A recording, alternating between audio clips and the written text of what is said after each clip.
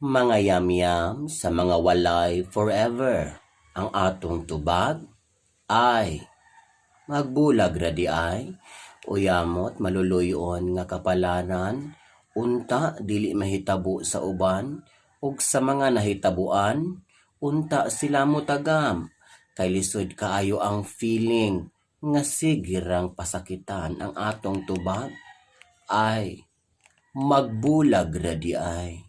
Lami kaayo sa sugod, murag yun og sa gugma gigukod, ending ang iyang hinigugma ni biya og ni talikod ang atong tubag ay magbulag radi ay.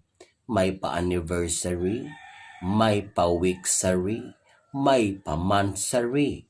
Ang ending kay gabulag man, ga-celebrate na lang og death anniversary ang atong tubag ay magbulag radi ay, giludan, gilibrihan, gilaag, gipagustuhan, ayay, igo rang gipagasto, dayong gibiyaan ang atong tubag ay magbulag radi ay, ni utang og motor aron sa mga girls, suwabe, gihatod, gisundo, pag-graduate, gibiyaan si undo, maingon nalag los-los ninyo girls, pero imong kahago, natiway na undo ang atong tubag, ay magbulag radi ay,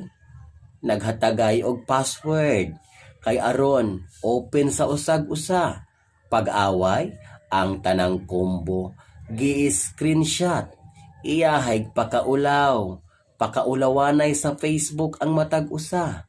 Sa usag-usa, wala na, natabla na, papromise-promise pa, unya, ang ilang forever, nawala na ang atong tubag, magbulag radi ay, gipaila-ila sa ginikanan, aron ma-welcome, pero ug wala ang amahan ug inahan.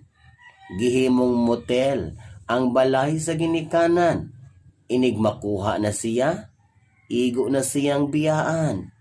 Hilak na lang ang atong tubag ay magbulag radi ay, kanang pinakasakit sa tanan, kanang pakaslan, dayong anakan, dayong biyaan. Whew! Ambot lang. Maong sa sunod, amping na lang ang atong tubag ay magbulag radi ay. Maong sa niingon nga panguyab na, kay ikaw na lang ang single aning grupuha. Nganong masuya man ko sa love life ninyo. Nga kahibaluman kong magbulag ra gihapon mo. Ang atong tubag ay magbulag radi ay.